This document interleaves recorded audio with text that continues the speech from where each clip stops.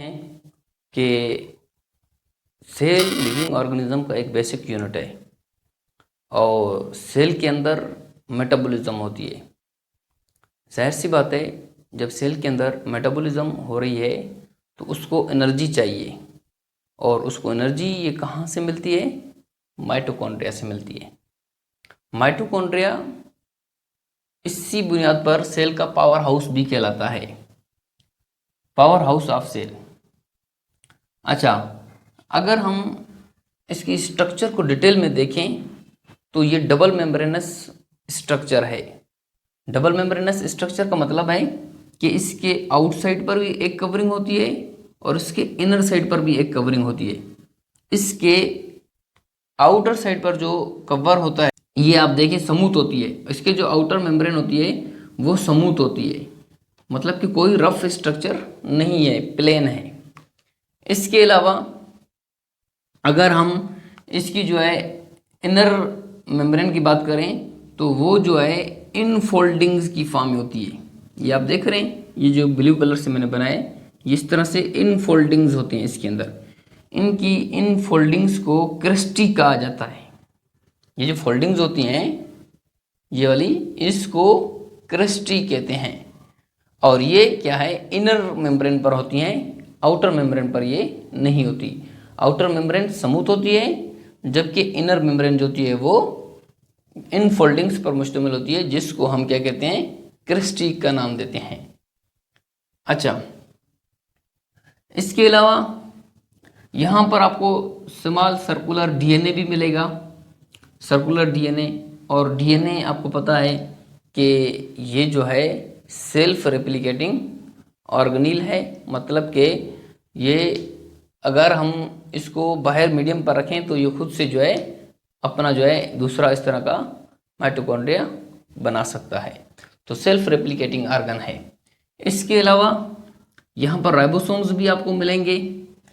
अब यहाँ पर जो राइबोसोम्स होंगे वो आपके साइटोप्लाज्मिक राइबोसोम से मुख्तलिफ होंगे। क्यों मुख्तलिफ होंगे? क्योंकि जो साइटोप्लाज्म में राइबोसोम्स होते हैं वो 80S होते हैं, जबकि माइटोकॉन्ड्रिया के अंदर आपको जो राइबोसोम्स मिलेंगे वो 70S होंगे। और राइबोसोम्स के बारे में मैं आपको पहले ही बता चुका हूँ कि ये क्या करता है, ये प्रोटीन फॉर्मेशन का काम करता है, प्रोटीन सिंथेसिस करता है। तो इसका मतलब ये हुआ कि माइटोकॉन्ड्रिया जो है आपका प्रोटीन की फॉर्मेशन भी कर सकता है। अच्छा, इसीलिए अब एक और चीज समझनी है कि सेल का पावर हाउस, सेल को एनर्जी देने का मतलब क्या है कि सेल को एटीपी बनाकर देना। सेल के लिए एटीपी बनाना, एटीपी की फॉर्मेशन ही क्या कहलाता है, सेल की एनर्जी कहलाती है। अब कैसे? आपको जो ये क्रिस्टी मेम्ब्रेन नजर आ रही हैं, इन क्रिस्टी के अंदर आपको दो तरह के पार्टिकल्स नजर आएंगे। एक को हम F1 पार्टिकल कहते हैं, दूसरे को F0 पार्टिकल कहते हैं। अब ये जो F1 पार्टिकल है, अब गौर से मैंने इसको फोकस करके बनाया है, यहाँ पर मैंने इसको फोकस करके बनाया है आपको समझाने के लिए कि ये जो F1 पार्टिकल है ये आउटसाइड द मेम्ब्रेन इस तरह से होता है। अब गौर से देखें, ये जो होता है आउटसाइड द मेम्ब्रेन होता है, while the F0 particle is embedded inside the membrane। दो पार्टिकल है, F1 पार्टिकल और F0 पार्टिकल। तो F1 पार्टिकल जो होते हैं आउटसाइड द मेम्ब्रेन होते हैं और F0 पार्टिकल जो होते हैं ये इनसाइड द मेम्ब्रेन एम्बेडेड होते हैं।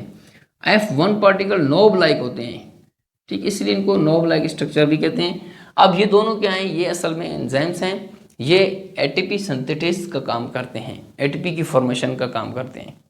तो इसीलिए हम इसको सेल का पावर हाउस भी कहते हैं। इसके अलावा आपको यहाँ पर स्पेशल पोर्स मिलेंगी। इन पोर्स को हम पोरिन्स कहते हैं, PORINS, पोरिन्स। ये क्या करते हैं, ये पोरिन्स जो हैं ये सेल के अंदर जो मटेरियल की मूवमेंट है उसको कंट्रोल कर रहे हैं। सेल के अंदर और माइटोकॉन्ड्रिया के अंदर जो मूवमेंट हो रही है मटेरियल्स की, वो मूवमेंट इन पोरिन्स की मदद से हो रही है। इसके अलावा अगर हम साइज ऑफ माइटोकॉन्ड्रिया की बात करें तो ये बहुत इंपॉर्टेंट है, ये भी आपको याद होना चाहिए। इसका जो डायमीटर होता है वो 0.5 से लेकर 1 माइक्रोमीटर होता 1 माइक्रोमीटर तक होता है। वैसे तो हर माइटोकॉन्ड्रिया का अपना अपना साइज होता है, लेकिन एवरेज जो होता है वो अगर आप देखें तो डायमीटर होता है वो 0.5 से लेकर 1 माइक्रोमीटर, और इसकी लेंथ जो होगी वो 7 माइक्रोमीटर होगी हर माइटोकॉन्ड्रिया के एवरेज के लिहाज से। इसके अलावा आपको यहाँ पर एक और स्ट्रक्चर मिलेगी, gel like structure, fluid matrix जिसको कहते हैं। ये इनर कंपार्टमेंट पे होती है, मतलब कि इनर मेम्ब्रेन के इनसाइड पर होती हैं, अंदर की तरफ होती हैं इनर मेम्ब्रेन के। इनको हम इसके लिए दूसरा टर्म इस्तेमाल करते हैं मैट्रिक्स के लिए, इनर कंपार्टमेंट का भी नाम करते हैं, इनर कंपार्टमेंट ऑफ मैट्रिक्स। तो इसके अलावा आपको जो आउटर कंपार्टमेंट है इसका, मतलब कि इनर मेम्ब्रेन और आउटर मेम्ब्रेन के दरमियान में एक स्पेस मिलेगा, उसको इंटर मेम्ब्रेन स्पेस का नाम देते हैं, और ये आउटर कंपार्टमेंट भी कहलाता है। ये दोनों चीज़ आपने याद रखनी है कि इनर मेम्ब्रेन, इनर कंपार्टमेंट जो होता है, इनर मेम्ब्रेन जो होती है वो मैट्रिक्स को कहते हैं, और जो आउटर कंपार्टमेंट होती है वो इन दो मेम्ब्रेन के दरमियान में स्पेस होता है, आउटर और इनर, इसको फिर हम आउटर कंपार्टमेंट या फिर इंटर मेम्ब्रेन स्पेस का नाम देते हैं। और इन फोल्डिंग्स को क्या कहते हैं? इन फोल्डिंग्स को हम क्रिस्टी कहते हैं, जो इनर मेम्ब्रेन पर होती हैं। इसके अलावा अगर हम इसकी माइक्रोस्कोप में देखें तो ये वेजिकल्स में, आप अगर माइक्रोस्कोप में माइटोकॉन्ड्रिया को स्टडी करें तो ये आपको वेजिकल्स की फॉर्म में दिखाई देगा। वेजिकल्स रॉड लाइक नजर आएगा या फिर फिलेमेंट की तरह स्ट्रक्चर नजर आएगी, और इनके नंबर्स डिपेंड करते हैं कि फंक्शनिंग जो एक्टिविटी है सेल की क्या है। फर्ज करें हमारे पास दो सेल हैं, एक आई सेल है, दूसरा मसल सेल है। अब मसल सेल में एक्टिविटीज़ ज़्यादा हैं बनिस्बत आई सेल की, तो इसलिए हमारे मसल सेल्स में जो है माइटोकॉन्ड्रिया आपको ज़्यादा मिलेंगे बनिस्बत आई सेल्स में। अब मैं आपको एक दूसरी मिसाल देकर समझाता हूँ कि एक फ़र्ज़ करें कि ट्रेनर है, वो वर्जिश करता है डेली बुनियाद पर। अब उनके मसल्स में वो माइटोकॉन्ड्रिया ज़्यादा मिलेंगे मसल सेल्स में। जैसे जैसे एक्टिविटी बढ़ाता जाएगा, वर्जिश अपनी ट्रेनिंग को बढ़ाएगा, तो उससे होगा क्या, उनके मसल सेल्स में माइटोकॉन्ड्रिया की तादाद ज़्यादा से ज़्यादा बनती जाएगी।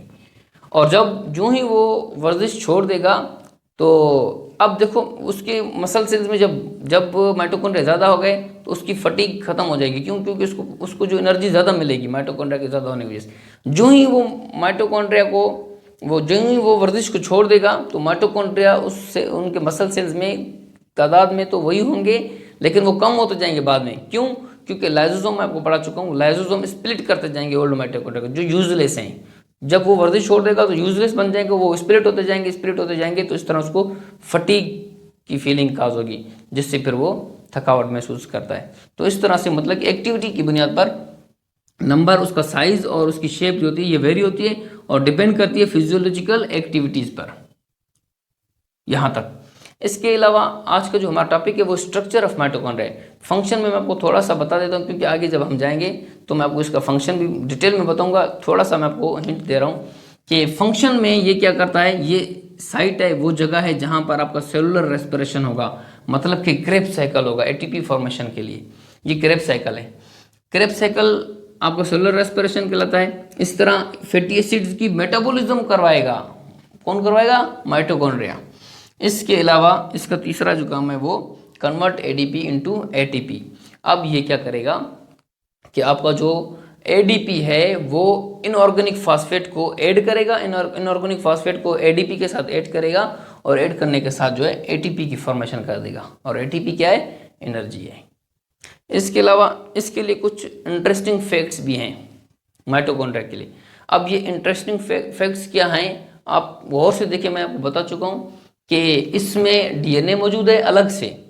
इस ऑर्गेनेल के अंदर आपको डीएनए मिलेगा, राइबोसोम्स मिलेंगे। तो इसका मतलब ये हुआ कि अगर हम इसको सेल से निकाल कर एक आर्टिफिशियल मीडियम में पुट करें तो आर्टिफिशियल मीडियम में भी ये सर्वाइव कर जाएगा।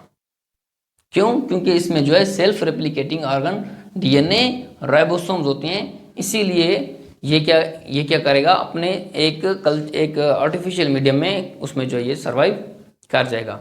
और इसके ऊपर एक थ्योरी है बहुत बड़ी, सिम्बायोटिक थ्योरी कहते हैं इसको।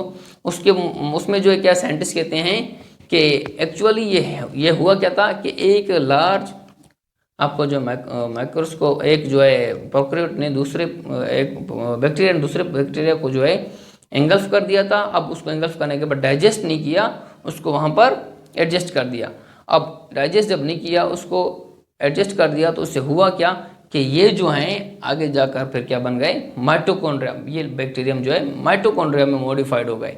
तो इसलिए साइंटिस्ट कहते हैं कि ये जो बैक्टीरिया हैं ये जो हैं ओल्ड बैक्टीरियंस हैं जो कि मॉडिफाइड हो गए हैं माइटोकॉन्ड्रिया में।